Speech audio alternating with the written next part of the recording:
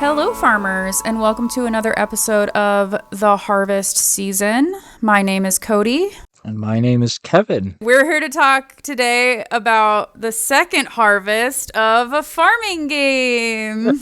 I was going to say, we should say welcome back, because we're doing seconds. Yes. I guess we never talked to, this is a question, I guess, is that we've never talked to Al about if we want there to be a different introduction for the second harvest episode. Well, I mean, no matter what, I always go off script. I bungle. I'm bungle intentionally or not. That's fine. Well, anyways, yes. Hello, listeners. Welcome to the inaugural episode of our sub-series, whatever you want to call it, called the second harvest. So the harvest season, the second harvest. It's TSH. the play around with the initials. Yeah, TSH. Yep. Wait, it's TSH squared. Yeah. No, wait. No, it's THS TSH. Okay. it's this tish.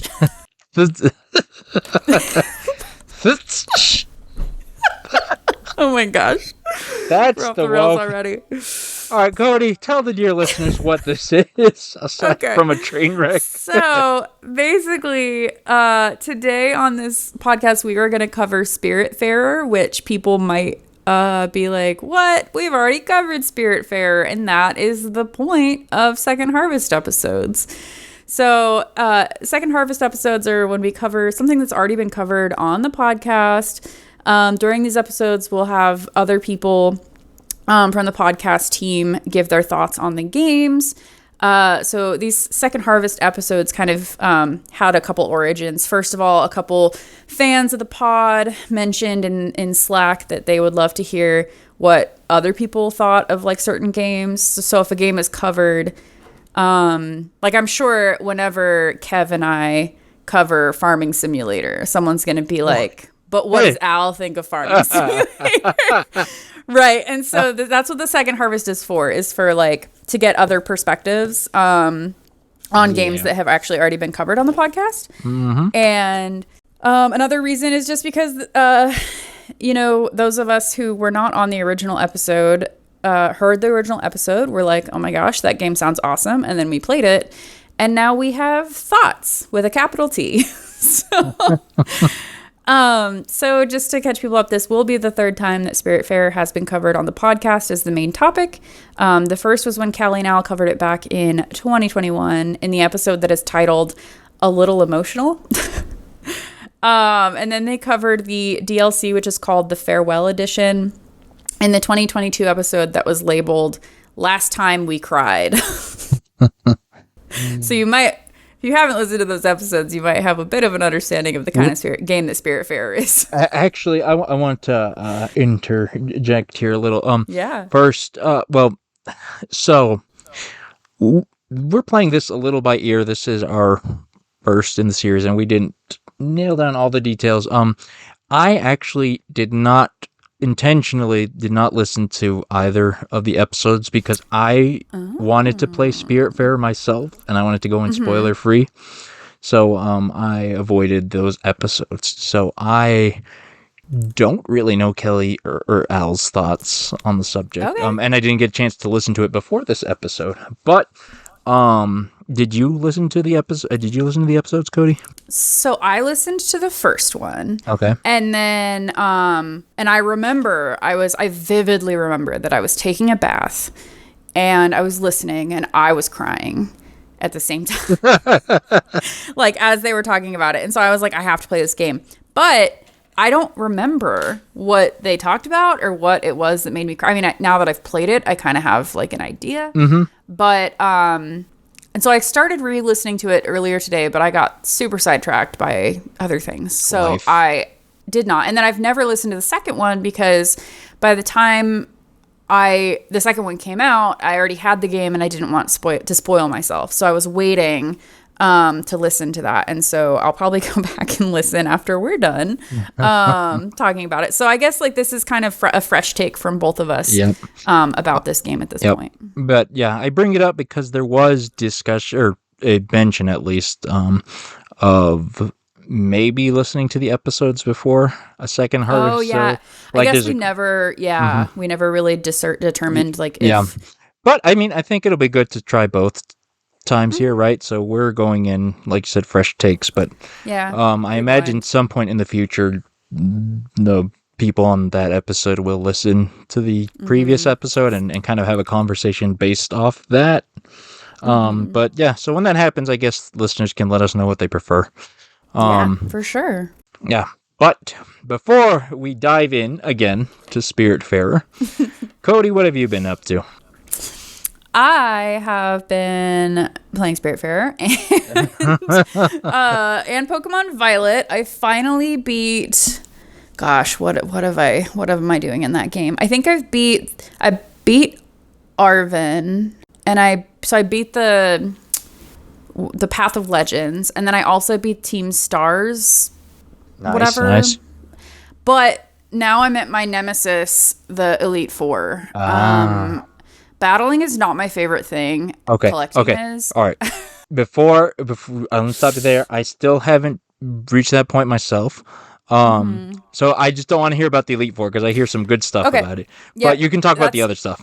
No, that's pretty much it. It's just that I'm at the Elite Four. Was all I was gonna say. Okay. So battling's not your thing. Battling's not my thing.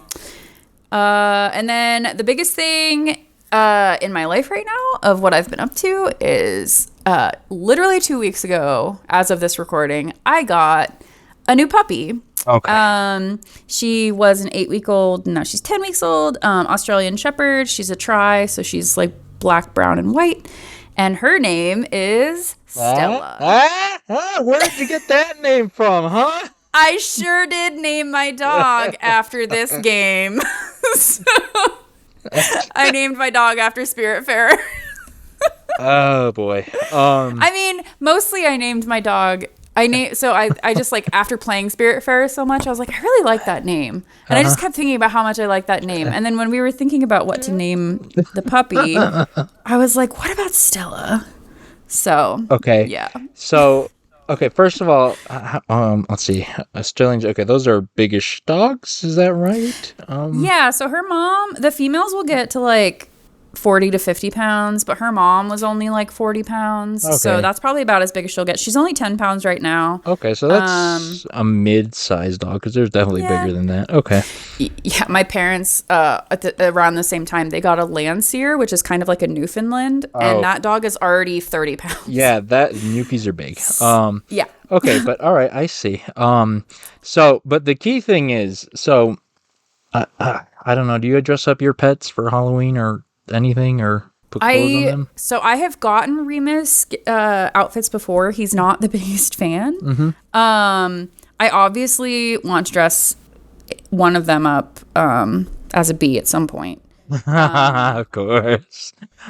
What I was gonna say is you've got to get the hat for Stella. Oh my god! I should, and then I could be Daffodil. Yee! Okay. It's happening. Yes. Okay. I gotta figure out how to do it. And I can make us both little like orbs. Yeah, your Everlight. Put the Everlight on We can your have little collar, on Everlights. Stella's collar. Yeah. This is happening now. Very nice. Well, congratulations on the new pupper. How much of a handful is an Australian Shepherd? Like, Oh, she's very smart. Which makes her a pretty decent handful. But I mean, she's like she's smart, but she's also like really calm. Her temperament is a fairly calm temperament. Okay. And also the biggest thing, so when people say that Australian Shepherds are like crazy dogs, pretty sure those people are not exercising their dogs as they should be. I've been watching a lot of Caesar Milan, and yeah, you gotta work off that energy, people. Yep, and when people don't work off that energy, wouldn't you know it, they can be destructive. But we have a routine. We go for a walk every morning, and like she plays with Remus a lot and everything. So and you're already outside a lot, so yeah, perfect. I'm really excited to have her be help me with my field work. Very nice. Very nice. So. All right. Well, that sounds like a complete success. Well, I mean, I guess we'd expect you, of all people, to know how to raise and handle a dog. Yeah, I mean, I hope after Remus, I love him, And, but he was wildlife in general. True. Yeah. What about you? What have you been up to, Kevin? So, a lot of work. It's been very busy for me after the holidays work-wise, but outside of that, a lot of Spiritfarer. Just today, I got back from work trip, and man, I was cramming in so much Spiritfarer during that flight. Other than that, though, let's see, I've been doing a bit more mobile gaming because I don't know, it's just easy to fit it in and play Marvel Snap. Continues to be good. I play a little bit Pokemon Masters. That's a game. I enjoy it. I don't know if it's for everyone. But I play Pokemon Unite with my brother daily. Still, it's something we enjoy doing together. It's also infuriating. It's a team-based. Are you familiar with Unite at all, Cody? I've listened to not the Harvest Season. It's super effective and listened to their stuff, but I have not personally played it. Okay, well, are you familiar with the concept, like how the game actually works? Yeah. Okay. Yep. All right, I just want to bring up one of the most recent, or not most recent, but the character I've been picking lately, Sableye. So, the cast of Unite, you get your obvious picks, Pikachu and Charizard and all that. And then you get some Pokemon like Tyranitar and Dragonite. I was like, yeah, of course, this is a more combat action-y game. You're going to get those Pokemon, right? And then every now and then they drop the weirdos. And Sableye is a weirdo. Nobody expected him. And he's super fun because he turns invisible. So you can just sneak around doing gremlin things. He's not very strong, but you just sneak around, score points, scout ahead. It's really, really fun. And that's what you've been playing. Yep, that's what I've been doing lately. But yeah, so that's Unite. Good fun. But honestly, aside from gaming, what I really want to talk about are some movies I have watched lately. Ooh, okay. So there's two I've watched recently. The first is Glass Onion. Have you seen Glass Onion, Cody? I have not, but I've heard good things, ? Okay, have you seen Knives Out? Yes. Okay, so for people who don't know that the subtitle is Glass Onion, a Knives Out story, it's the quote-unquote sequel. It's unrelated. It's like an anthology thing. It just has the same detective, Benoit Blanc. Daniel Craig? Yep, Daniel Craig, who I think does an even better performance in this one. I think he gets a bit more limelight, which I appreciated. I really like how he's playing that character. But anyways, overall, it's a good movie, Glass Onion. I think I prefer Knives Out a little more, for just the way they structure. I don't know. I think that it had me guessing more, maybe. I don't know. Obviously, I don't want to get into details, but it's a similar setup. There's a mystery, and he's solving it with a lot of twists and turns. But it's very enjoyable, very fun. The ending was bombastic. It had a very, very strong ending. So it's definitely a recommend, especially for anyone really. Watching Knives Out or not, it's good. But other than that, the other movie I've seen recently, have you heard of Bullet Train? I have heard of Bullet Train. I have not seen it though. My gosh, Bullet Train is so good. For people, for people who don't know, Bullet Train is about a guy who is hired to steal a suitcase on as the name implies, a bullet train. But the bullet train turns out to be filled with a bunch of other assassins and killers fighting over the suitcase for various shenanigans and reasons. It is I believe it's based off a book like a graphic novel manga book, and you can really feel that origin because it's so dynamic, like the cinematography and the music. It's colorful and very loud, but in a flashy good way. The performances are really strong. Brad Pitt is the lead, and he does really well. I think. I've heard it's if I'm remembering correctly, it's one of those movies that is mostly just you go to it for the action. You're not going to it for a plot. So from the trailer, you would think that, right? Okay, But okay. it actually has a plot, and it's really good, actually. What? It's I'm not going into details, of course, but Okay. There is a plot. A there plot is a exists. plot, and it's really enjoyable. How it's one of those movies where, like Glass Onion or Knives Out, it all builds up towards the end, and when it comes together, it's fantastic. Okay. Yeah, so both great movies. Recommend. They're for kind of similar reasons. Like I said, Bullet Train's a little more bombastic, a little more Yeah. colorful, but Did you happen to watch those on a plane? no, I did not. Okay. No, no. I Work trips, wish. man. Yeah, but yeah, no. So that's what I've been up to. Recommend for those movies. Some gaming, but that's it. Okay. Moving on, we got news. Yes, I'm looking We here. do have news. Yes. Al gave us some news to talk about. The first is this game people might have heard of, Stardew Valley. What's that about? Here we are in the year 2023, still talking about Stardew Valley news. I don't know if we'll ever stop, honestly. The gift that keeps on giving. Patch 1.5 is out on mobile. Mm-hmm. What does it have? I don't even know what it has. I know it's on. I'm looking at Concerned Ape's tweet. It's been submitted and is rolling out the next few days. It should already be available for some on Android. What is complete rewrite here? I'm looking over Al's notes. I think that to me, so insider baseball for folks, in the document, it says complete rewrite should make future updates quicker to port.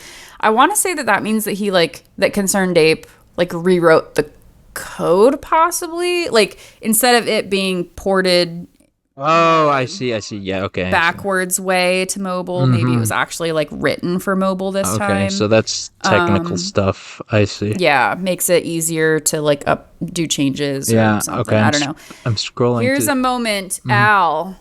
Insert if we're incorrect or not. Insert an audio file here that says what this is. All right, fine. Apparently, I will do one of these for the first time. The information about the rewrite on Stardew Valley mobile is specifically just that the port itself was rewritten from the ground up rather than just porting the changes. They rewrote the whole game, including the changes to 1.5. So it was probably done in with a different library or a different framework or something. I don't know about the exact details, but there'll be something fundamental in the difference with the rewrite. That's all.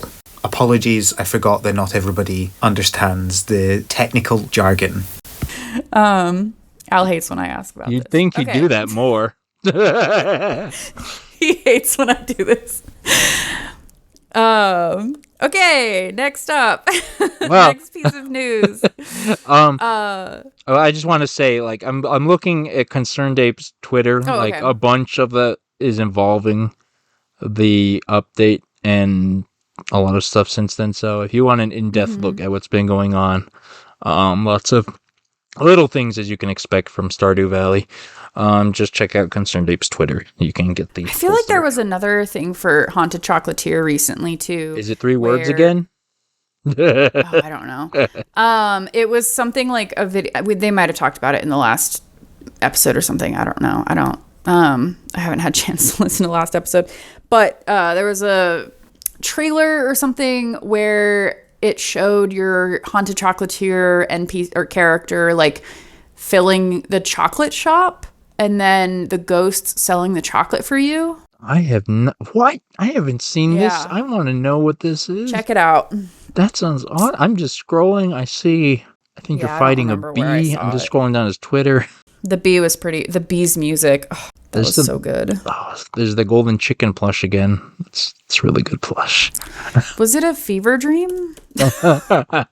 I mean, was it a fever dream? I feel like the concept was a fever dream. So Fitting. Anyway, Yeah. Concerned Ape continues to make lots and lots of things. His Twitter is the best source for that, probably. So go check it out. I wonder how it is on mobile. Like I can't imagine playing it on the phone. Stardew Valley. I'm not a big mobile gamer to begin with, so I am, but the mobile games that I want are not like I don't want a game that is a real game. Yeah, like I want like a game that is supposed to be a mobile game. Yeah, no, I dig it too. Like that's why I like games that you can play a level in like 2 minutes while waiting for something. Yeah, for sure. So next bit of news is about the Ranch of Rivershine. So this is the new game that's coming out from Cozy Bee Games, which is the developer of Lemon Cake and Capybara Spa, which I still haven't played. And those types of games. And the news is that there is a demo that's going to be available here soon. You're going to get a world map. Explore the trails of Lupine Meadow. Ooh, are there wolves in this game? And then early access looks like it's going to be in spring 2023, and the plan is for the full release to occur in 2024. Oh my gosh, and in the full access, there's horse illnesses? What? Wait, I'm just like scrolling and I was like, horse illnesses? Probably just teaches you how to make sure that your horses are happy and clean. Yeah. Good. Yeah. What do you think of Ranch of Rivershine? Is that like a game that you would enjoy playing? I mean, are you I feel so bad person? Because I haven't played any of Cozy Bee's games. Ugh. I haven't either. I want to. They look great. And Lemon Cake looked really good. It looks really good. I mean, they all looked really good. Yes, Capybara Spa looks excellent. I don't know. It's in the same category with the other ones where it looks great. I want to. I don't know when I will get to it. But like, first of all, I didn't know the company was named Cozy Bee Games. So we love bees here. And second of all, I mean, just props to Eloise. I hope they just keep winning for her because she was rad when she was on the podcast. Yeah. Yeah. Love Eloise. Love a small game develop studio. Yep. Which is what I think it's just her. So. But anyways, go play. There's a demo. Yeah, so you guys can make a judgment for yourself and not based off our non-playing of the game. I've never heard a bad thing about their game, so yeah, I'm sure it's gonna be great. And horses, hey, horse people. So speaking of things that are coming out, Mika and the Witch's Mountain. This is, let's see, it's a Kickstarter game launching on February 1st, which is like 2 weeks from now. What's nice, what's nice about the weekly schedule, we're no longer super behind when we talk about these things. That's true. We don't have to be like, when is this coming out again? Because we do know it's coming out in just a couple days. Yeah. So yeah, let's see here. Mika and the Witch. I'm trying to remember what game this is. Ooh, it's coming out on Switch? Yeah, so it's coming out on Switch, Steam, PlayStation, and Xbox. It's coming out on all things. I believe this is the game where, you're a witch and you deliver packages. And there was like a video of you jumping off of a pier and trying to land in a boat and like failing miserably, and it was really cute. But yeah, so there's a Kickstarter that is going to be up on February 1st. No information about the Kickstarter right now. It's just a blank page. Yeah. But there's already 700 people that are following it, so that's good. Yeah. Okay, I'm looking at the video because I didn't remember if I've seen this. I don't think I have. Oh my goodness! So the biggest. Okay. No, this. I feel like this game is up your alley.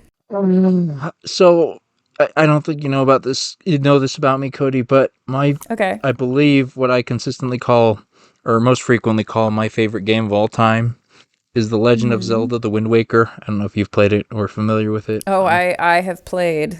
And there's a lot of Wind Waker in this game. Oh, it looks a lot like Wind Waker. It has the cell shading and islands.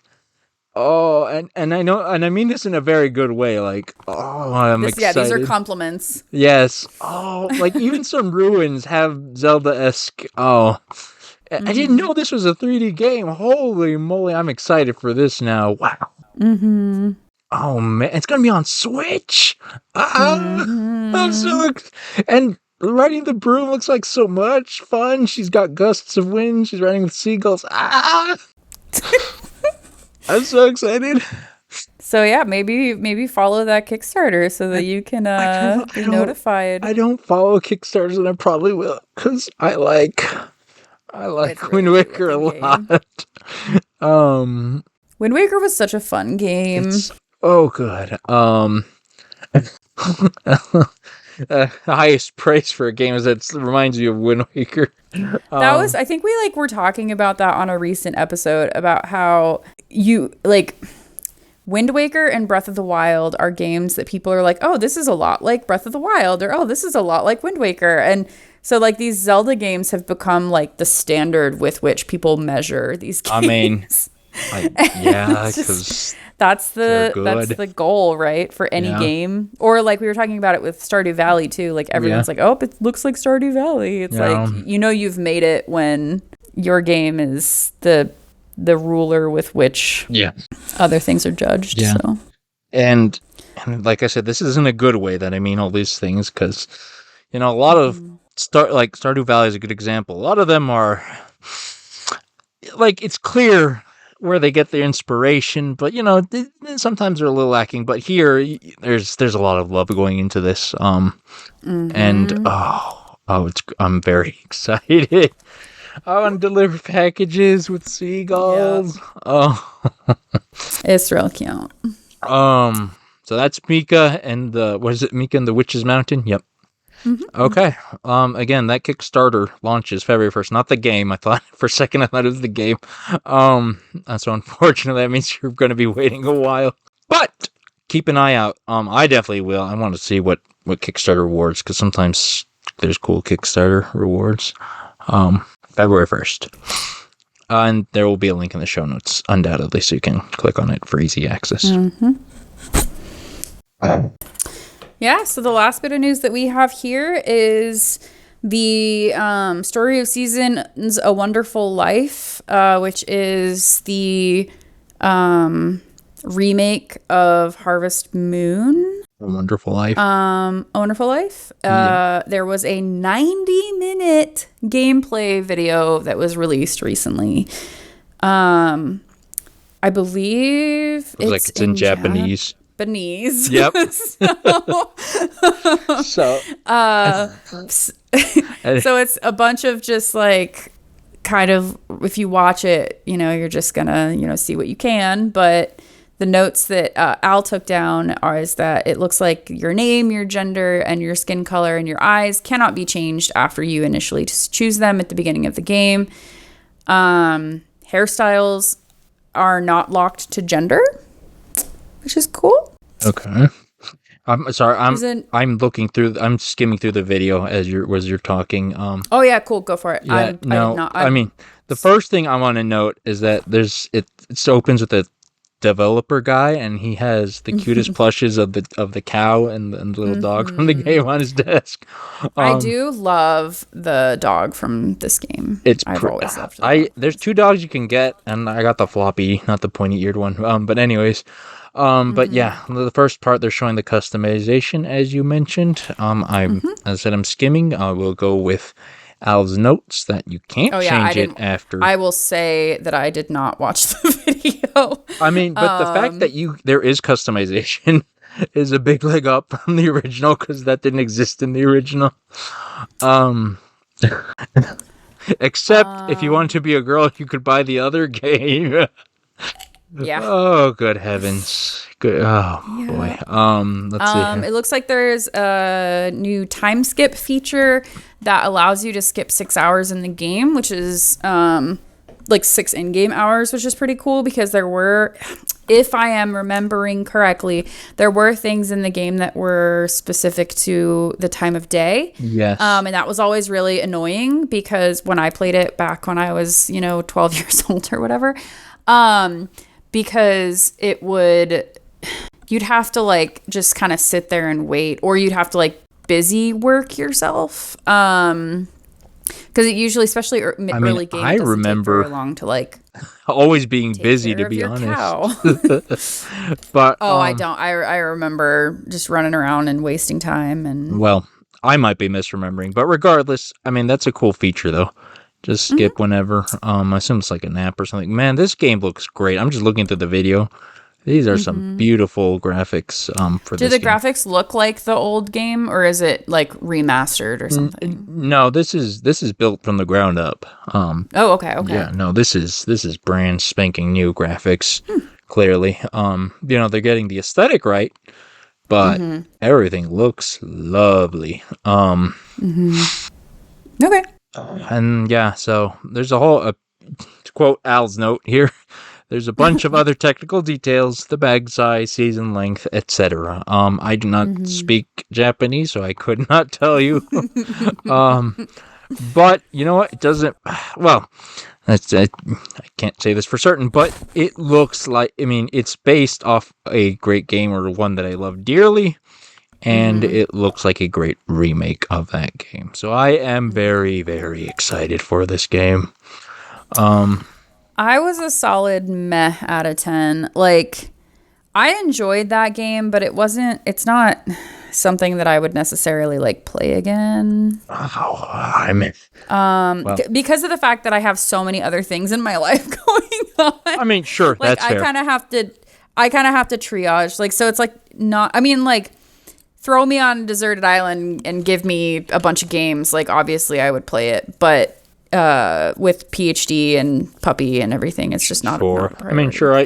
For sure, I get that, but like, I mean, this was my gold standard for farming games for a long time. So I'm excited for this. The nostalgia factor. Yeah, it's winning. I'm the target. I'm wearing a shirt that says target audience right here. Oh, that's so funny. Yeah, no, but anyway, so it's coming out. There's the 90-minute gameplay video if you would like to see how nice the game looks. And you could probably tell what's going on, even if you don't speak Japanese, just from if you're at least familiar with the original game or farming games in general. I think those details come across clearly enough. But that, cool. I believe, concludes our news section. A lot of stuff coming out again, letting us know they're coming out. This is the world of the games we like to cover here on the show. But now let's talk about a game we've already talked about, one that came out a while ago. One called Spiritfarer.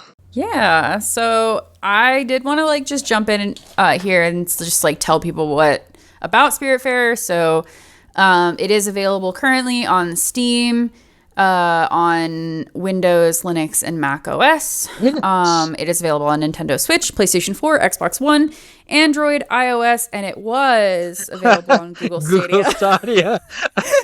I didn't know it's highlighted. Why it's highlighted? There's no reason given, but we will let you make that judgment. No, it's highlighted because Al. So I just copy pasted all of those things in there, and Al made a comment. He was like, "Do you really want to mention this?" Yes, we do, Al. So Stadians, rise up. It was on that, but it was initially released on August 18th, 2020. And it costs $30 USD for the Farewell Edition, which I recommend getting. Says everything. Yeah. So the summary on Steam is Spiritfarer is a cozy management game about dying. As the ferry master to the deceased, you build a boat to explore the world, care for your spirit friends, and release them into the afterlife.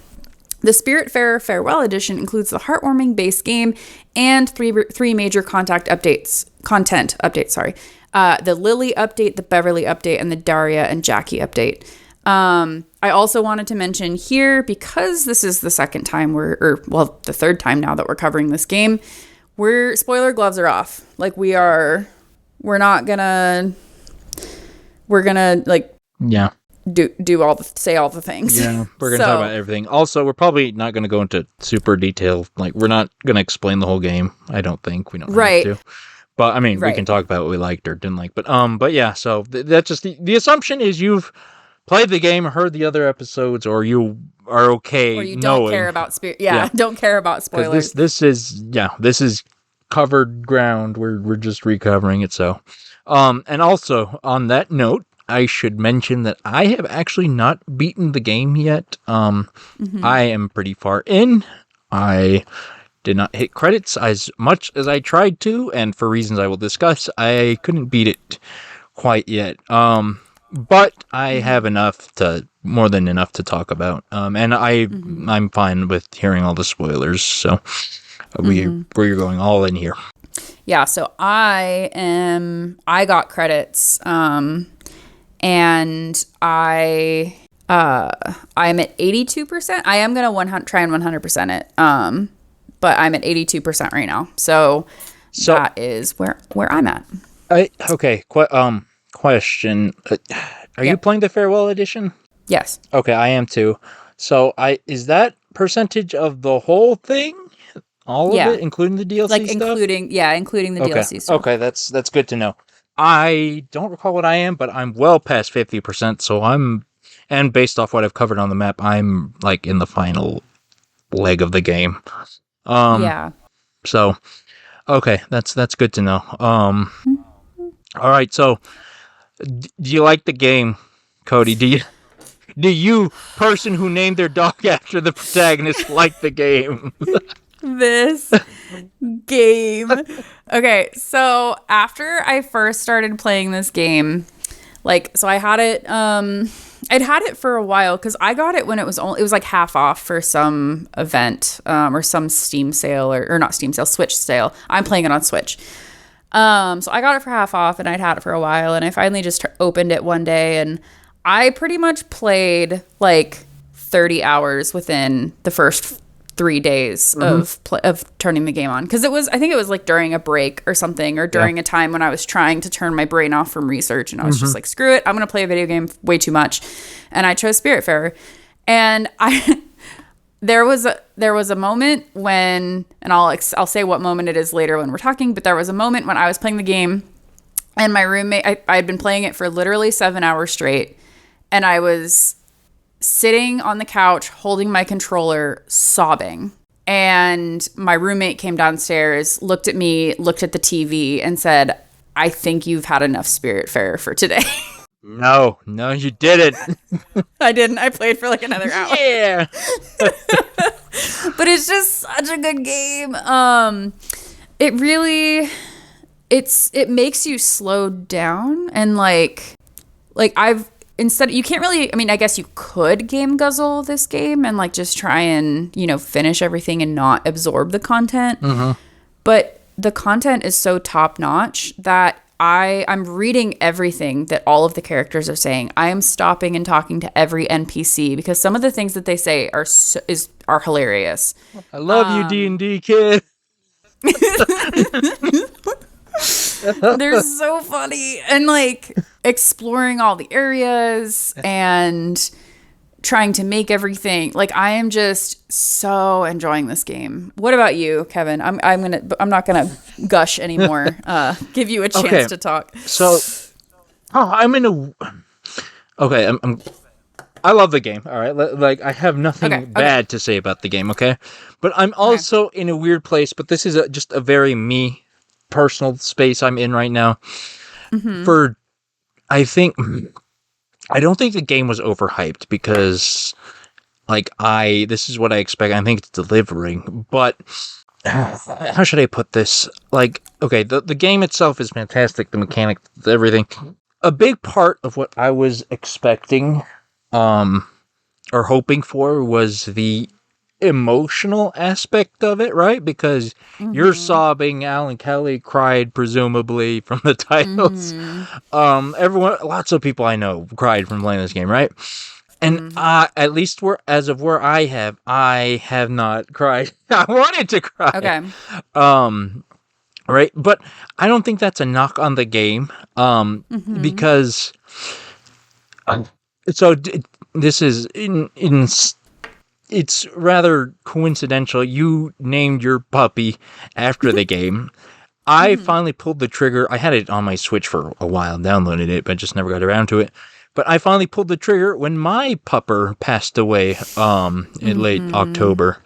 And so I was like, obviously I knew Spiritfarer, what it was about and all that. And so I was like, maybe I get some catharsis from it, right? And so I played it. And obviously, like, the whole death thing, it's all very personal from our personal experiences and whatnot, right? And like, I also probably don't have enough reference points because I'll be honest, like, I haven't lost a lot of family, or at least not close family. So I've been fortunate in that regard, right? And so I just haven't been hit emotionally yet with the gut punch I kind of wanted. But I also recognize that's on me. But aside from that, like, very big part of what my expectations, the game is like flawless. It's just wonderful. I say that, but I do have like one kind of problem with the flow of the gameplay. But maybe that was just me trying to game guzzle. I don't know. I feel like I'm just diving in at this point, but Yeah, go for it. I feel and I feel like I partially set myself up for it, but I really got bogged down trying to maintain the day-to-day of the game. It feels like trying to make meals for everyone, farming. I had this huge checklist every day, in-game day. And at times I felt like I was in a lull progression-wise. A big part of the reason why I couldn't progress, or I didn't clear the game in time for this, for the last week, I could not. I was playing without any guides or anything, and I could have done it or whatever, but I didn't get Stanley until today. I still don't know how I got Stanley. Okay. Right? Like, I don't know what the requirements were, right? And Stanley's a big one because he's one of the key ones to getting past the lost roadblock, the fog stuff. I had to Google it. You had to Google it? Okay. I Googled it to try and figure out how to get Stanley because I was really confused by that. Okay, how do you get I him? had that same... Because I just got him by accident. So, let's see. I'm trying to figure out like how much we have to say to get to, like, to explain to folks what we're talking about. Basically, you have to, in the game, you're in the spirit world, and you're basically like the new person who varies the spirits, and you encounter spirits and you help them process things that happened during their life that they are not processing, and that's why they're still stuck in the spirit realm and they haven't moved on. And whenever you like each spirit has kind of like a mini event with them. So like one of them, his name is Atul.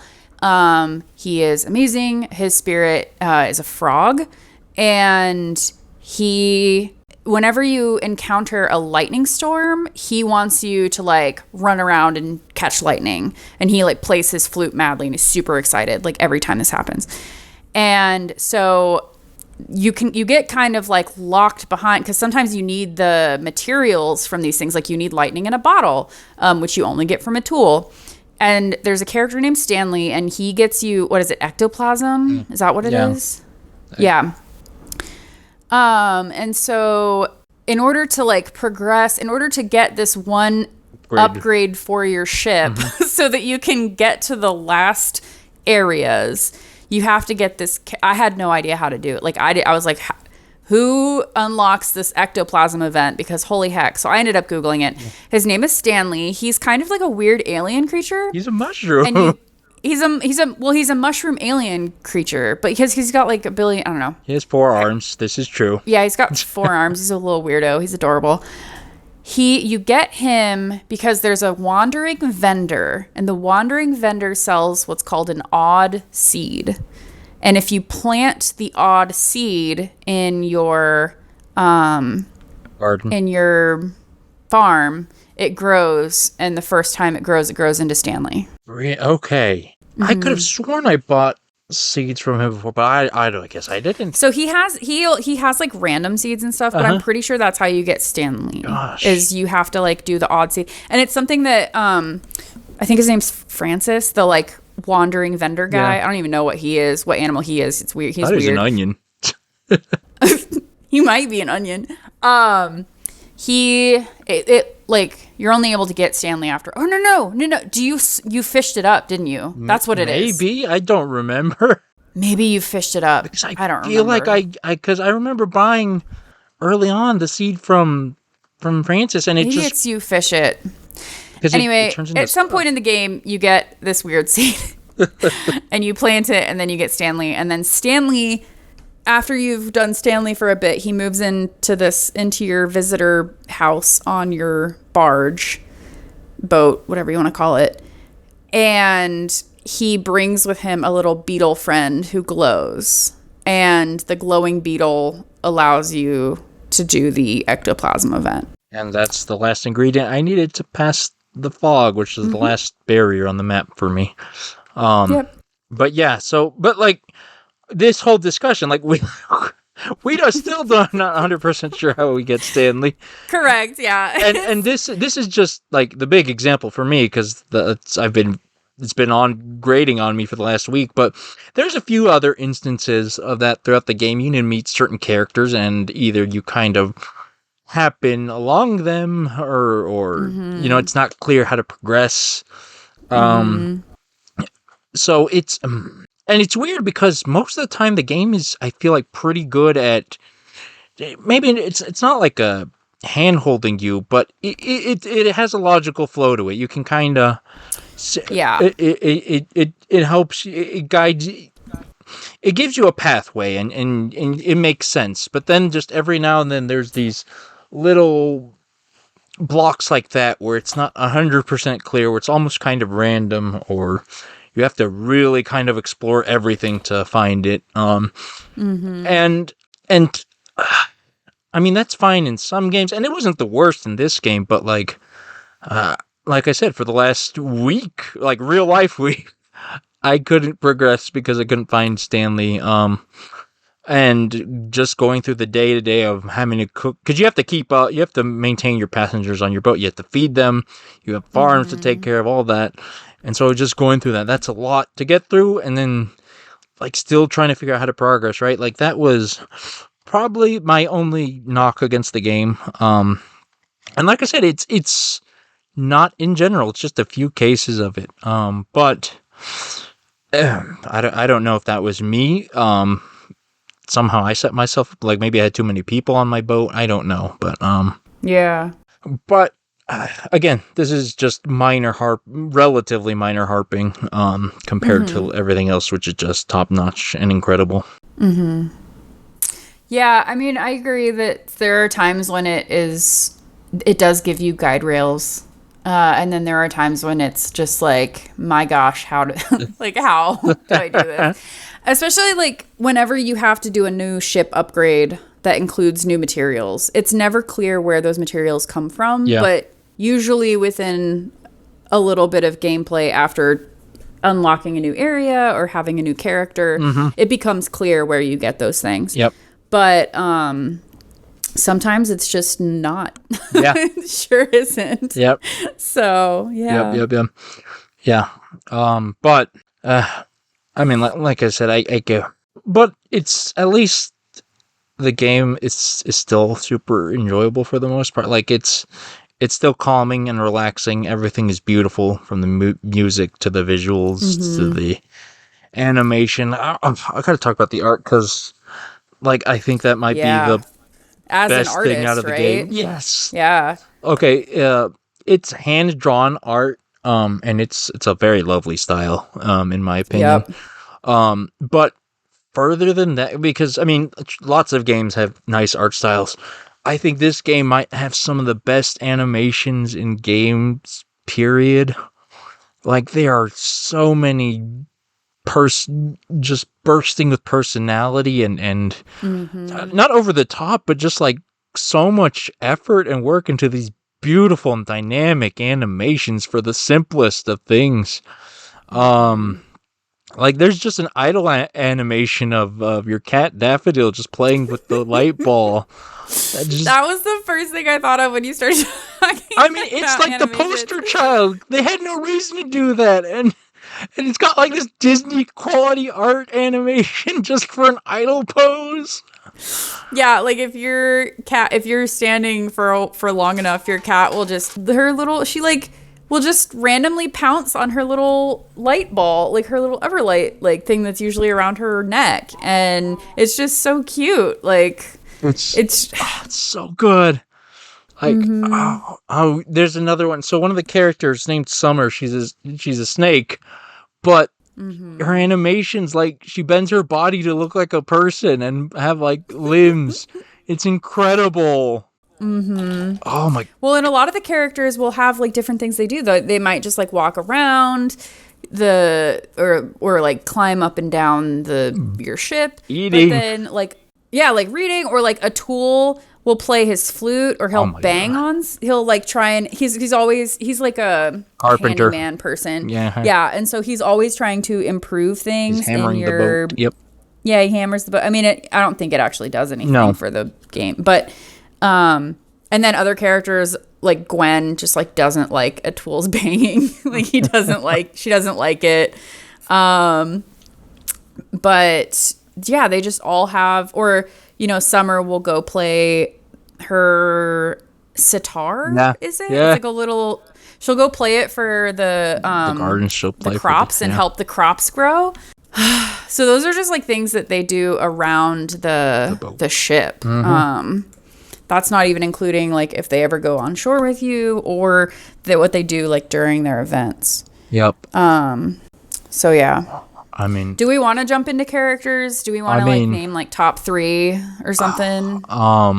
Can you pick only 3? I mean, I probably could. I mean, like, okay, a tool I think is the winner with a bullet. Like, yeah, a tool is the best. He's pretty awesome. He's Stella. So the main character's name is Stella, and he's her uncle, and he's like the best uncle you could ever hope for. And he's a big blue happy frog, and he's jovial. And yeah, you mentioned he plays on his flute, but he's jamming. He's bouncing up and down while he's rocking out on his flute. And it's probably He's not standing there like imagine like an elf from like Lord of the Rings or something, like standing very like tall and straight and everything. No, he's playing it like he's playing like a rock guitar. Yeah, I'm pretty sure he's headbanging at some point in that animation.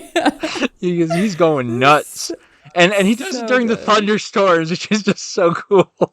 And it's also like the best track in the song, in my opinion, in the game. Excuse me. I do. Oh, the music. Okay, yes. So good. A tool I think is my favorite. Or should we go in the reverse order? A tool is my favorite. Okay, name one of your favorites. I don't care about the order. Just go. I really liked.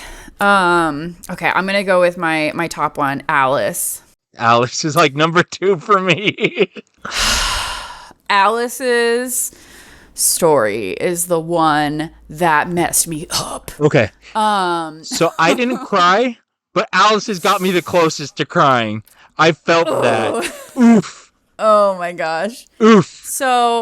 So yeah, I guess like one thing to mention is that they all have problems that they're dealing with. Yeah. I actually don't really know what a tool's. I can't even really recall. Well, he didn't have a problem. So they're all dead at that point, right? And he just misses his family, basically. Yeah.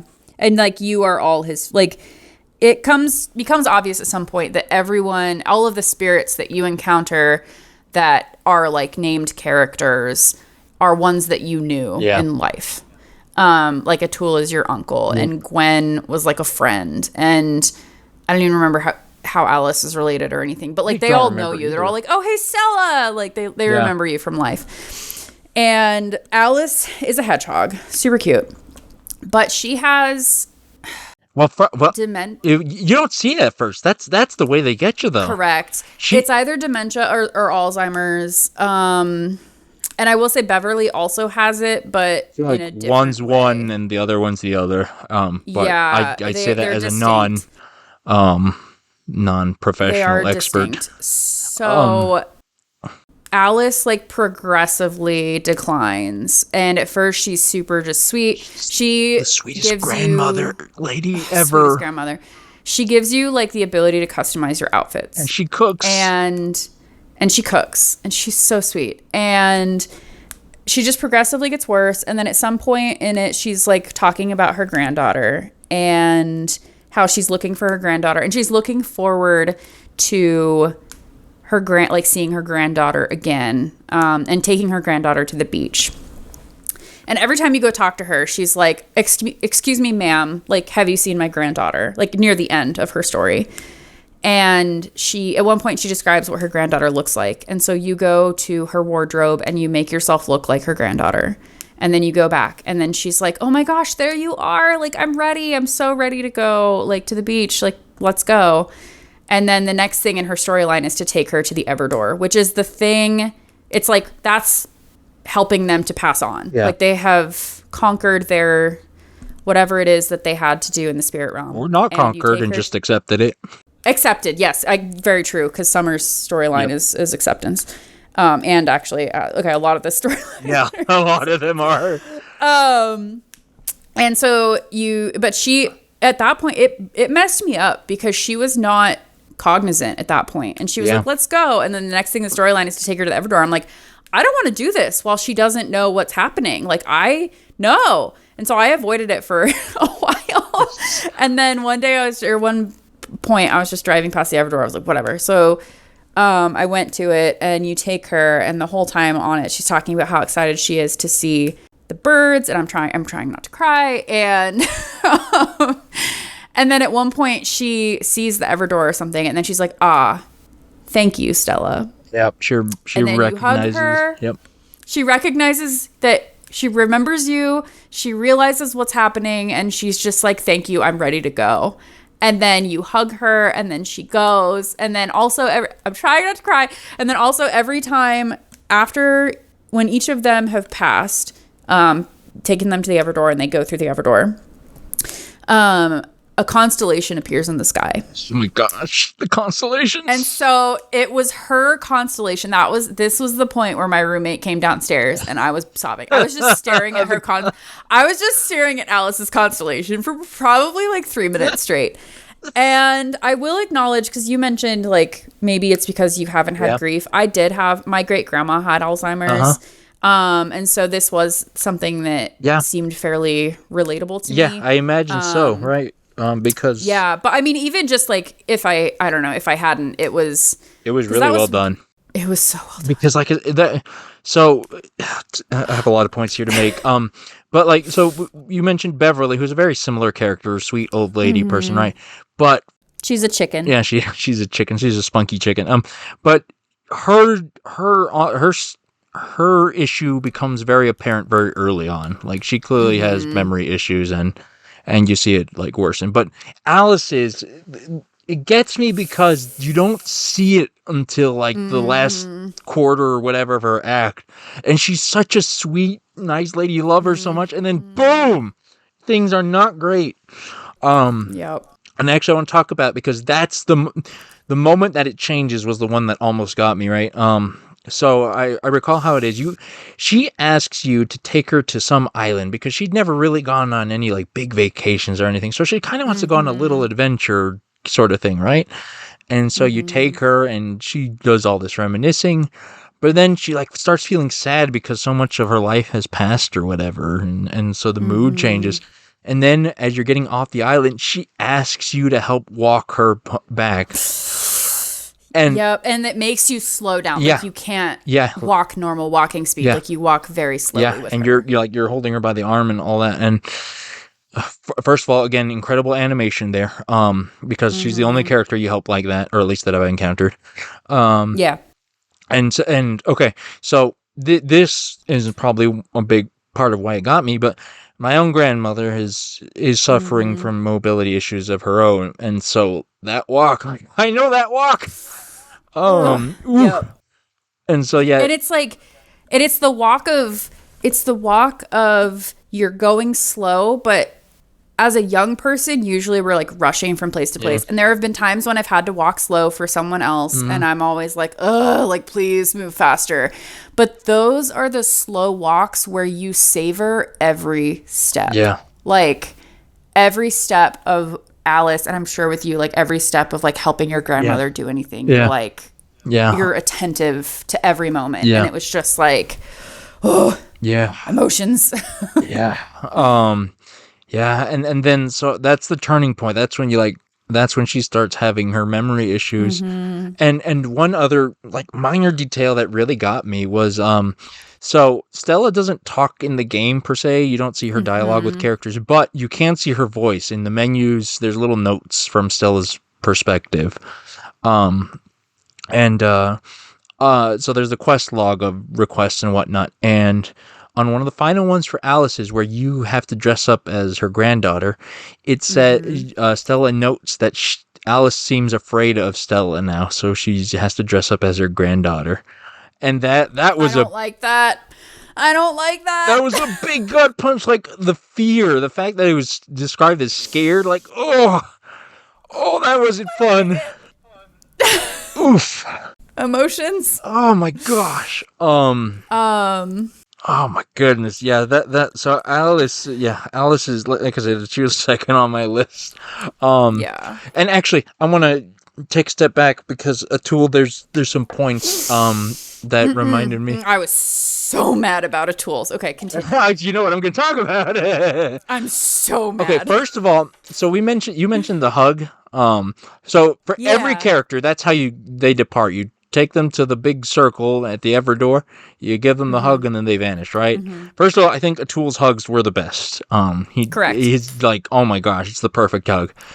We should also say that after the Evador, you go back to the ship, and then in their room, there is a spirit flower. Yeah, there's flowers. So that is the sign that they have passed. Yeah. Is that there are these flowers that are in their rooms, and you can collect the flowers, and the flowers are kind of like an in-game currency to like continue. Yeah, they're they're upgrades for the ship as well. And actually, I'll stop for a second to talk about that whole Everdor, because it's the ritual, quote unquote, is the same for all the characters.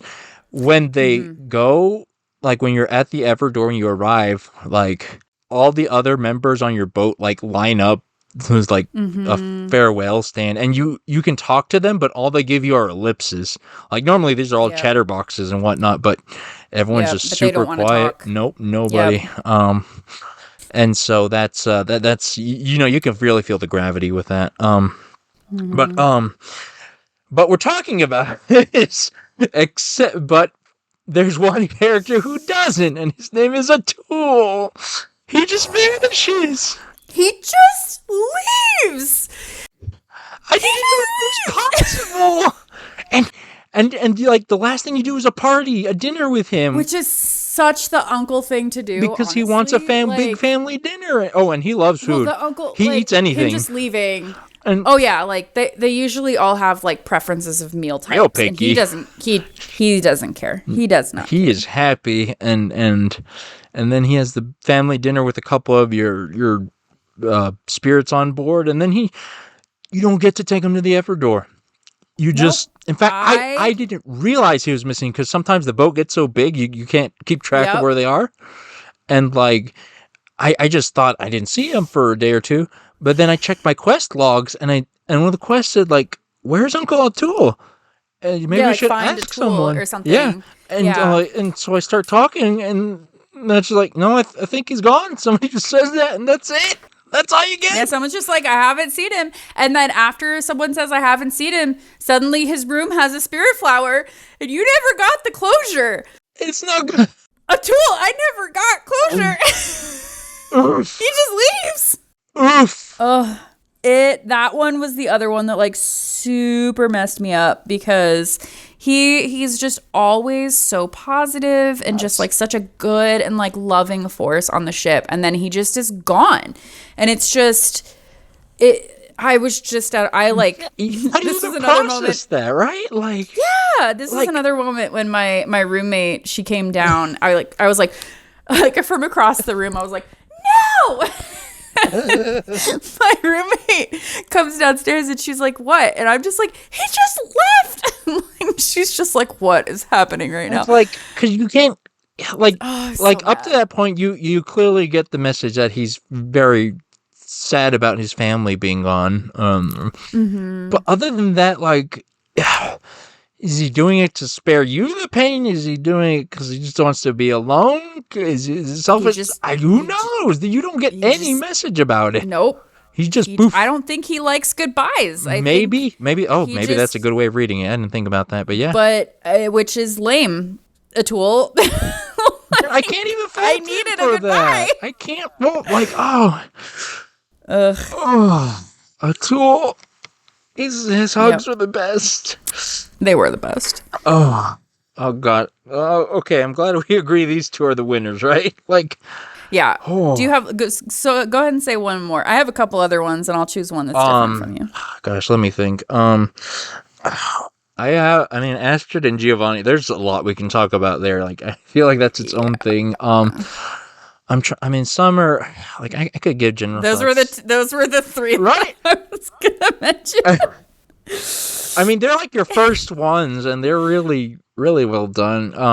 I'm trying to think who else.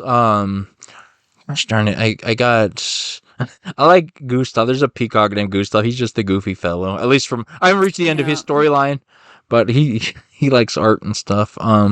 Yeah, he's an artist. Yeah, or an art collector, rather, I guess. Yeah. Okay. I want to talk about Stanley. I really like Stanley. Actually, I just met him today, but I've spent enough time with him. Yeah, he's a goofball. Yeah, he calls you Big Hat. He calls you Big Hat. Yeah. So. From what I can tell, I don't know why he sprouted from the ground, but he's like a kid. He's like the only one who's a kid, which is, first of all, like I said, I just met him, so obviously I'm nowhere near the end, but that's very concerning that there's a kid on this boat. I don't like the idea of that.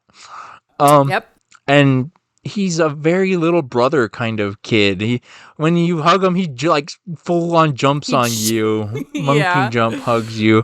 And he's like little kid, like he like you said, there's a building on your house that he just turns into his little tree fort, and he wants to just play around and throw everything into all your buildings and see what happens.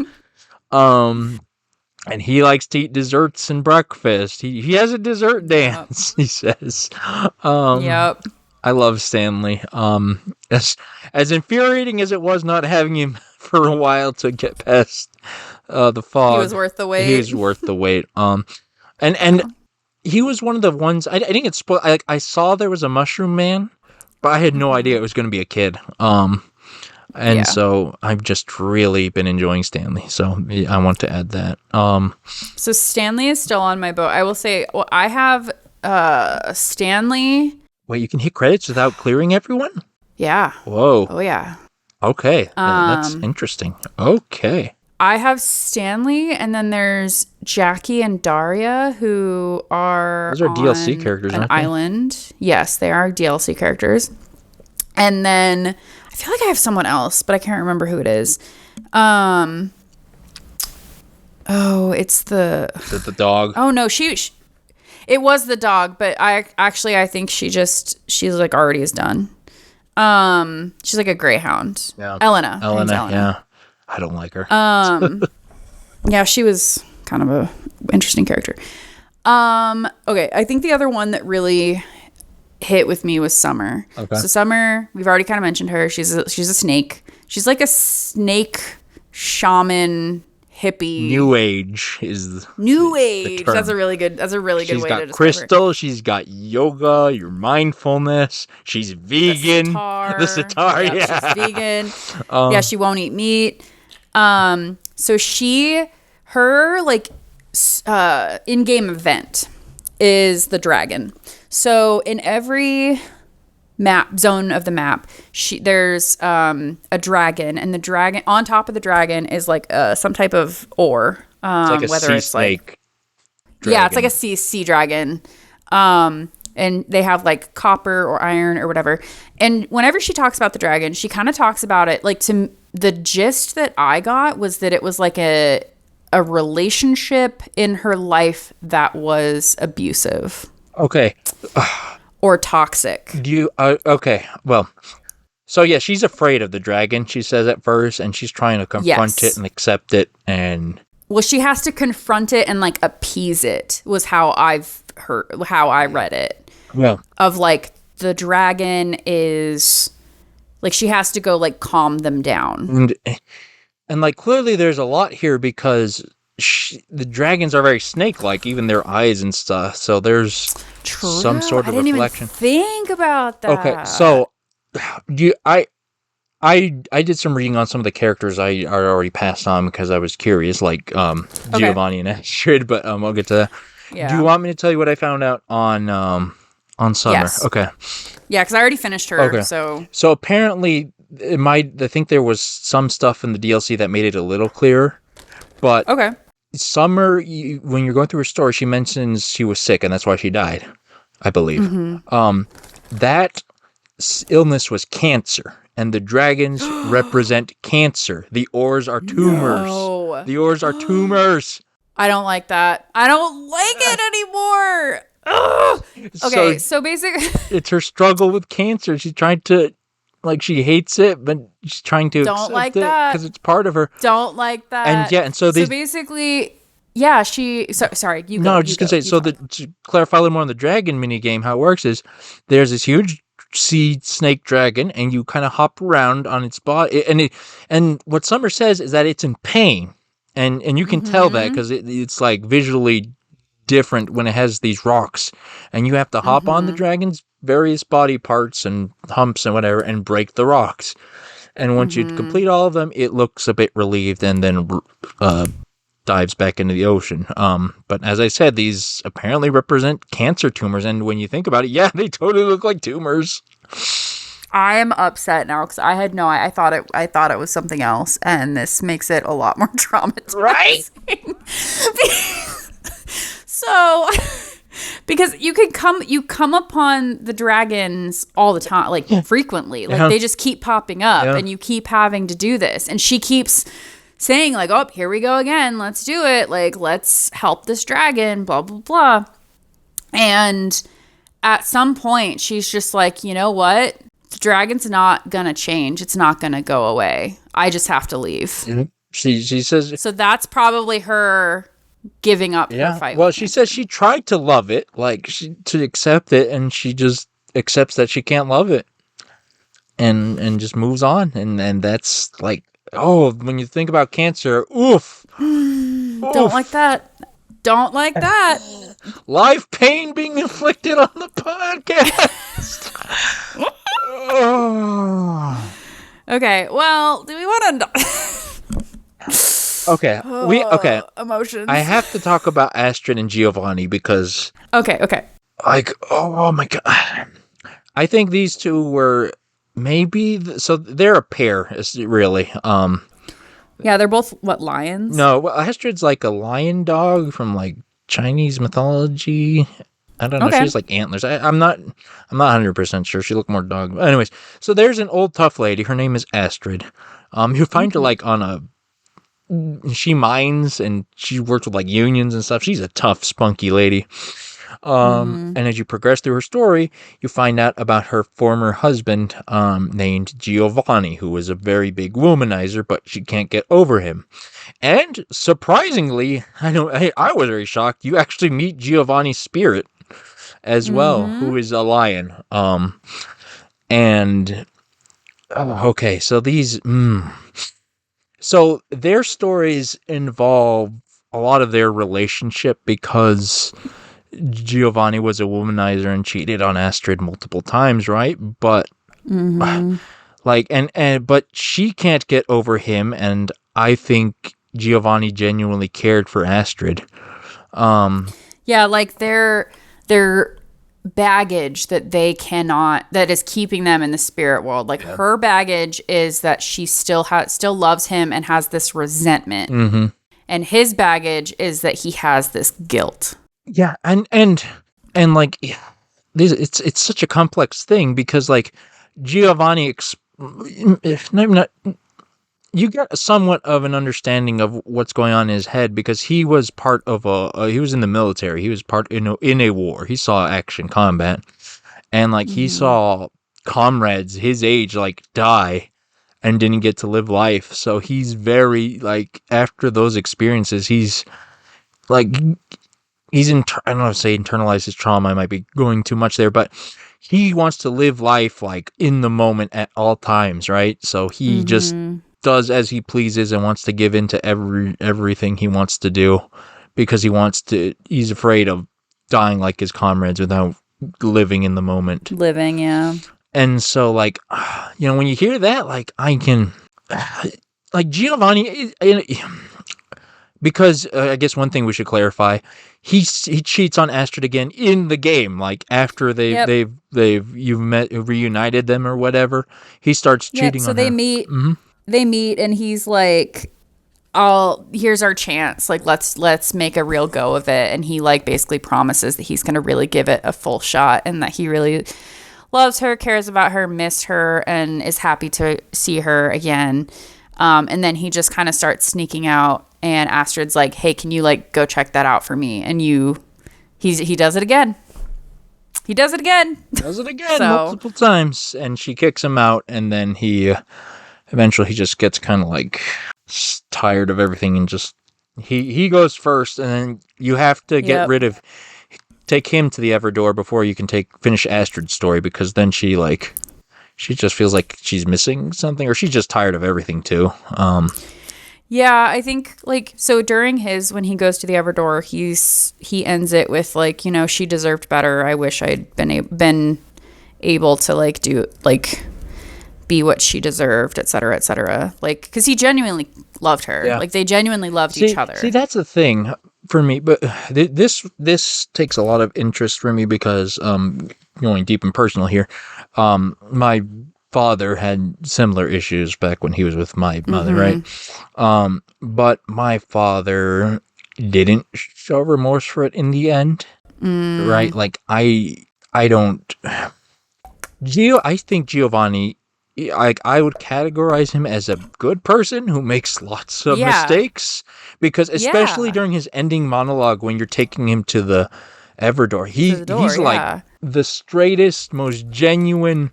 It's some of the most honest and caring messages, I think, out of all the passengers.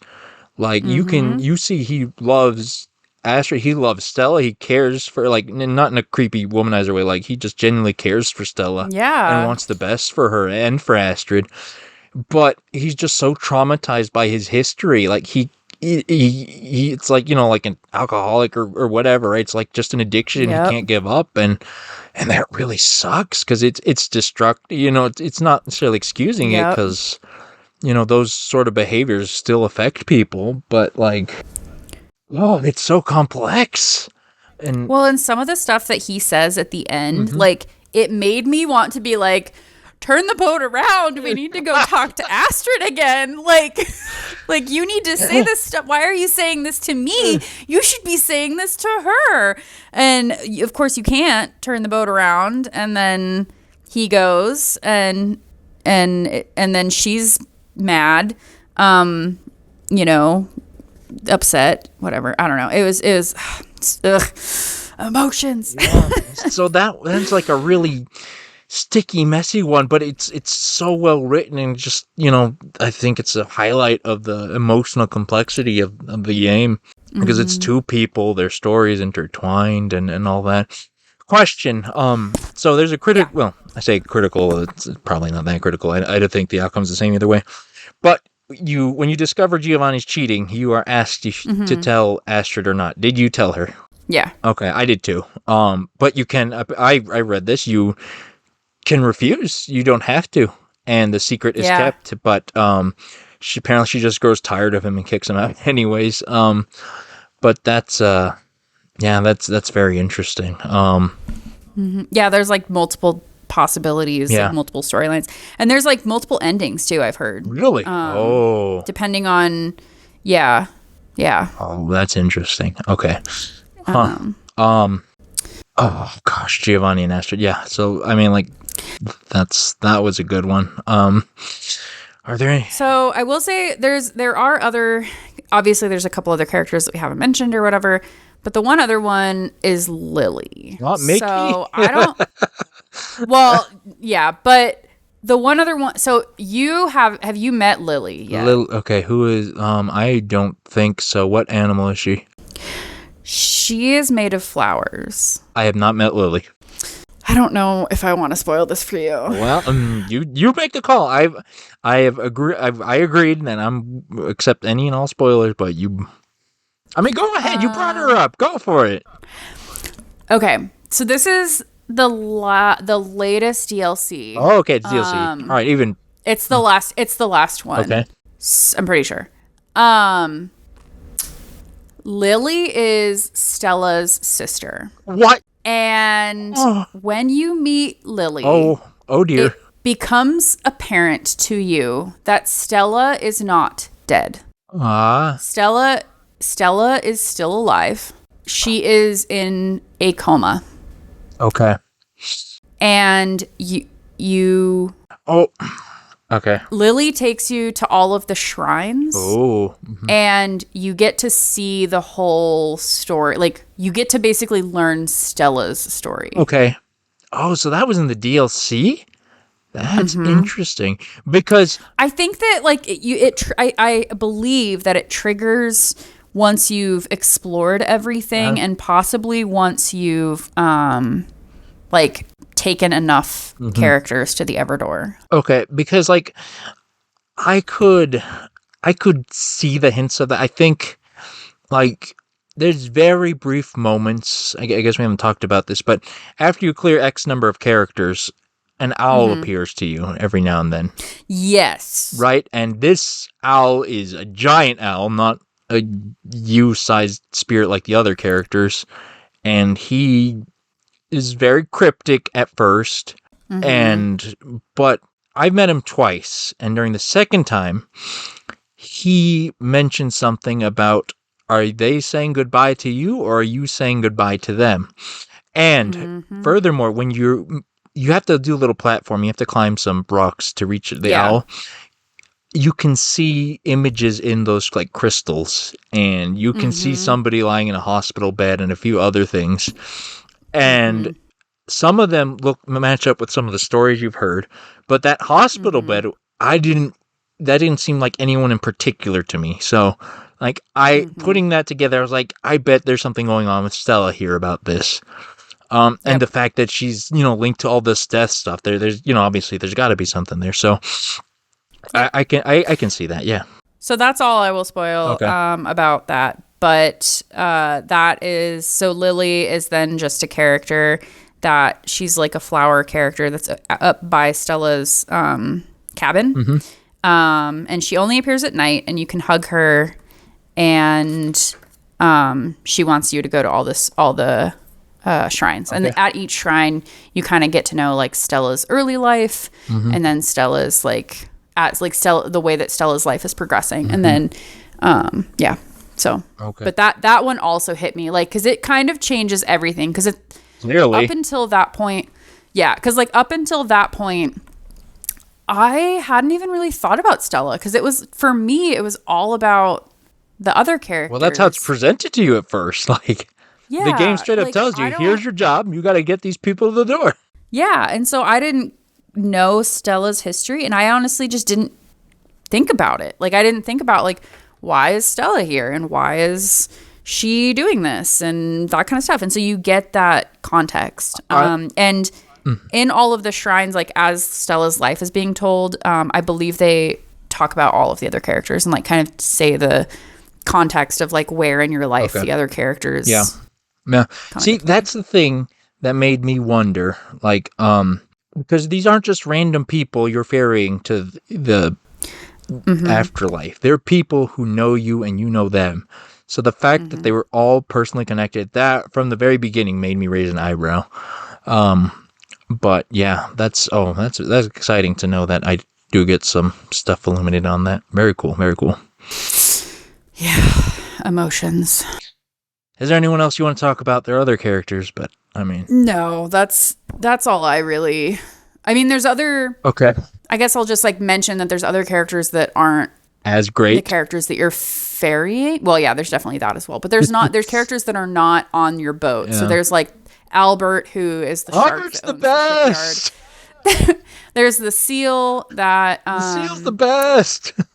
the seal is like the He's the quick jump. He lets you hop around the map. yeah, the quick travel.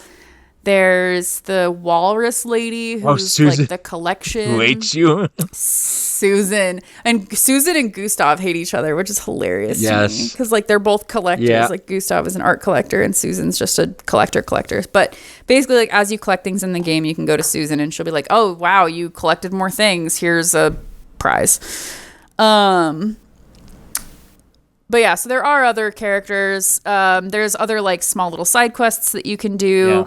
Shenanigans. Actually called shenanigans. Yeah, they're called shenanigans. Actually, in the game, there's a menu called shenanigans. And some of them are just like, distribute these pamphlets about this b-boy band. Like you just The records, the Dice Boys. You're their street rep. Stella's notes say that. I gotta be their street rep. Yeah. So you're like distributing their records across the map. That's a shenanigan. There's a couple other things like that. That's probably one of the best ones. But this game just has so much. Like everything just oozes personality. Just oozes. Oh my gosh. I will say my favorite like map thing was there's a city. It's in the southeast sector, and there's a city that you go to that just has it has a park that you can go into, and you can like cut down the trees in the park and like get I know what you can get blueberries from the park. And there's this NPC that like if you cut down a tree, he just follows you around and he's like, "Stop it!" He's like, "You're killing the trees." And of course, the trees like come back, like they regenerate. I didn't. I stopped because I got scared. It's like, oh no, am I actually cutting it down? No, they come. Okay. They come back. Apparently, I read though, if you cut them all down, he'll start crying. Yeah. Oh yeah. He's super upset. And so like that was it's just little things like that. Or there's this other guy in another city. There's this guy. The one that runs away from you? So proud of the. Oh, there's that one. Sorry, the guy that like it's before you get like double jump or whatever, and he's like he's on a higher part, and he's like, "Oh yeah, like no, not everyone can get up here because this one door is locked." And then if you unlock the door, he's like, "What the heck? Why did you do that? Like now everyone's gonna come up here." Oh, and then there's this other guy who's paranoid, doesn't want you knowing where he lives, so he runs away from you, but you can follow him to where he lives. Oh my gosh. Yeah. There's just so many these little are just things in named this game. like people and like robe things. That's your generic NPC design. Yeah, they don't have names. They don't like they just exist in the world. Yeah, and it's so much fun. And the game is rife for it's rife with a lot of funny stuff for as heavy a topic or whatever. It's masterfully done. It balances it well. And especially with like how pretty the music is, how lovely the graphics are, like the music's it's not harsh. No, it's a very gentle gentle touch. Oh man, except for Mickey. Okay, that one I'm very curious. Yeah. So there's these two characters, Mickey and Bruce. It's like a little bird on top of this big like ox. He's a hummingbird. And who can somehow carry his, I think they're brothers, his giant ox. Brethren. Yeah, they're brothers. Who doesn't talk. The hummingbird does all the talking. I just want to know, like, and they're like goons, like actual criminal goons from what it appears. Yeah. Why does Stella know criminal goons? I want to know this. Don't actually tell me that one, but I'm just curious. Yeah, I actually don't remember the explanation for that. So no worries about no spoilers because I don't remember. So they have a cool theme though. It is funny though. They have a cool theme. It's like tough. Mm-hmm. And their house is like it's the biggest house. It's like a palace. There's statues and a chandelier. Oh my goodness. I mean, so yeah, there's a lot to the other, like I said, we're not going to talk about all the mechanics, but there's like everything you do is fun little mini games, right? Like cutting wood or Oh yeah, all the crafting. yeah, crafting, like we mentioned, resources and upgrading, and there's a lot of crafting. You smith, you cut wood, you do looming, whatever you call that, the weaving stuff. I guess that's what it is. Yeah. And it's all fun. It's all enjoyable. You know, What's your least favorite one? The wood. Yeah, I suck at The wood is so hard because it's so sensitive. You have to move a little thing up and down. Funny story. So all these crafting stations, somebody explains them to you and gives you a little tutorial, except for one, the windmill. It's true. I was stuck on the windmill, I think, for like actually 10 minutes because I was very confused how it worked. Yeah. But anyways, whatever. It's all mine. None of it's like super hard or anything. Just, I don't know. It makes it a little challenging relative to the kind of game because obviously they're not trying to make you feel bad or quit or anything. But it's nice that they do these little mini games and things to make you feel a little active in doing stuff. But yeah, is there anything else you want to mention? Because I mean, I didn't. Yeah, like you said, like I don't really want to do like an in-depth. No.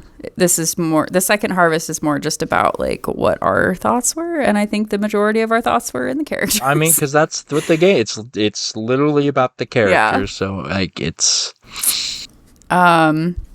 This is also, I will say, this is probably one of the very few games that I would actually like start a new save and probably like just completely play it over again.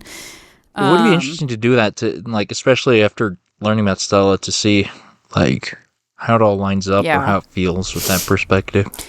Yeah, I mean, and like after hearing more about the stuff, like after knowing kind of what the game is about and having gone through a lot of the stories and stuff, it would be interesting to go through them again. And I know I would go through Alice's story so slow. I would want to savor every moment with her. Oh, gosh. But yeah, that's pretty much it. Is just, to me, I think this was probably my game of the year for 2022 for sure. Over Violet, like, I mean, like, it was the game that hit me hardest, I guess, with the one exception being Apico, of course. But the game Apico that you're for in. me was a game. Yeah, the game I'm in. Apico for me was the game of the year for 2021. So I don't. Yeah. I mean, I haven't thought about. I don't usually think about games of the year for me. But I'd have to think about what I played. But like, Spiritfarer, I don't think has flaws. Like, I'm gonna say that. Yeah. Like, I have a few minor complaints. Like I said, maybe minor little. There's a few progression things I could have been done a little cleaner or something, but like it's barely a complaint. Like it's so rare to have a game that doesn't have any weak points, doesn't have any flaws. Everything's just done brilliantly, right? And like, so like the characters we skipped, like a lot of them aren't likable or crummy stories or whatever, right? But it all works together because it's about life and death and all the different perspectives and experiences, right? So it's like Mickey, talking about Mickey and Bruce, they actually bully others. They're kind of awful, they are awful people as far as I've seen. But like I still kind of appreciate them, or that they have them in the game, right? Because it's all not just sweet. Yeah, you want variety, right. And you want, and for some people who might be playing the game, they might relate to those characters. If you're a criminal or have goon, family members, maybe you know. or have family. I mean, I have a brother, and I don't think either of us are Mickey or Bruce. No, I don't think you guys are good and nice, and not literally gangsters. Yeah, I don't know. It's a good game. It's a good game. Go. Is that I named my dog after the game. I see. I spent so much time today, made so much progress. Like, I'm gonna dive right back in after this. But yeah, that's that is our first second harvest, I would say. Yeah. Okay. I guess listeners, let us know what you thought of the second harvest, and if there's something different that we can do. Yes, please. Slash Al, tell us if there's something you'd like us to do. Oh, I can tell us. I won't listen. I'm just kidding. No, I love. Thank you, Al, for letting us do this. For surprisingly not being on the first second harvest. Didn't think nobody saw that. Al has his own list of so, as you can imagine, all the hosts who have been on and off, like we all have games we want to cover again or wish we had covered, right? Like me and you were screaming from the top for a very long time that we need to talk about Spiritfarer. And so look forward to other people talking about other games. Or I will say like one that I've mentioned that I really want to play is Cult of the Lamb. So I want to do after you and Kelly talking about it. I'll need to do one because that's the thing. He said he's like I would be on that with you. The fact that Al liked it blew my mind. I need to know. I want to hear those thoughts. I want to hear Al's thoughts. Yeah, that'd be a good one. I'm just like thinking. And it's on the cheaper side, so I'm good. It's in my game budget. Yeah, good. I'm thinking it just spitballing ideas live on the podcast. What if we got somebody like who was on the first episode again on a second harvest? That would be interesting. Yeah. Maybe. I don't know. I'm just spitballing ideas. I'm committing Al to promises without talking to. All right. So I guess, are we calling it an episode, Cody? Yeah, I'm good. We're emotionally exhausted. I'm a sieve. I'm drained. I'm a wrung out sponge. All right. Thank you, listeners. You can. Let's business matters. If you want to find us on the interwebs, Cody, where can they find you? I am on my Twitter at Cody Mathis. I will also say that I am on my Instagram. If you want to see a lot of pictures of Stella, my dog waiting Stella, for the hat. and Remus. My Instagram is Hiking Beagle. Okay, I feel like you didn't do it, but did you spell Beagle with 2 E's? No. Oh my gosh, that would have been so good. I need to do that. I didn't even think about that until this moment. I will see if I can change it literally like right now. I'm not even joking. I'm at Cooper Prez. I mostly retweet other things that I find interesting or funny. I have an art Twitter that I haven't touched in a long time. Like since September, so I won't bring it up till I bring that back. But if you want to follow this podcast with all the big exciting changes going on this year, like Second Harvest, you can follow at THS Pod to see Al posting updates about the show, new episodes, and just news in general about the stuff we covered or exciting things that will be covered on the podcast. If you want to send an email, the email is harvestseason.club is where you want to go. You can fill out a form and send feedback or questions. I'd really like to start seeing questions on the show. I listen to other podcasts and they have email segments, and I think that's some of the funnest things. So dear listeners, I suggest you send something. It doesn't have to be related to the show. Send something to start a discussion, to aggravate us, or send funny stories. I think the biggest thing is that most of the people that would have questions or feedback or comments or whatever on the show already, email, they're on the Patreon. Oh, clever. Which is also THS Pod. And there's links to that on the website as well. And which, if you subscribe, you can get access to the Patreon exclusive show called The Greenhouse, where we talk about not farming games. Normally we'd bring up a topic, but we don't know what the next topic is or when it will be, quite frankly, due to the now weekly schedule. The Greenhouse is in a little bit of a flux right now. But we promise there will be plenty of greenhouse episodes coming. What's fun about it now is, now that it's not part of the regular recording schedule, we can record them whenever we want, about whatever we want. And so maybe you'll hear ones about Sonic characters.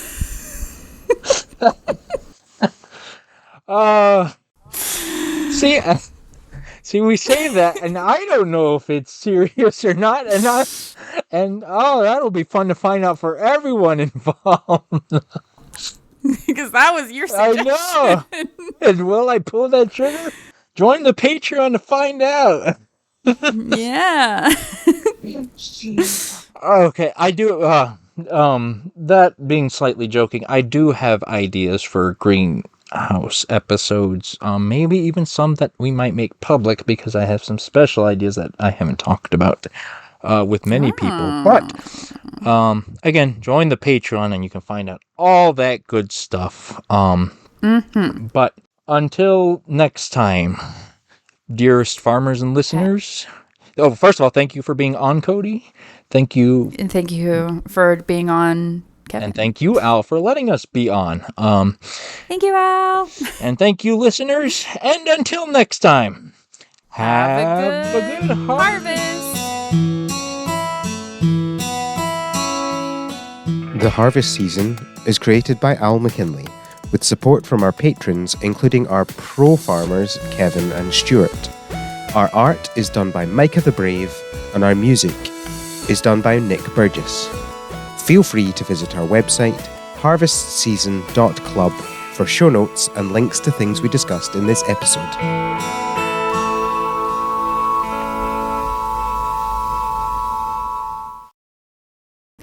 Yeah, like if you're standing for long enough, your cat will just. Oh, speaking of cat, my cat's food thing just went off behind me. I apologize for that.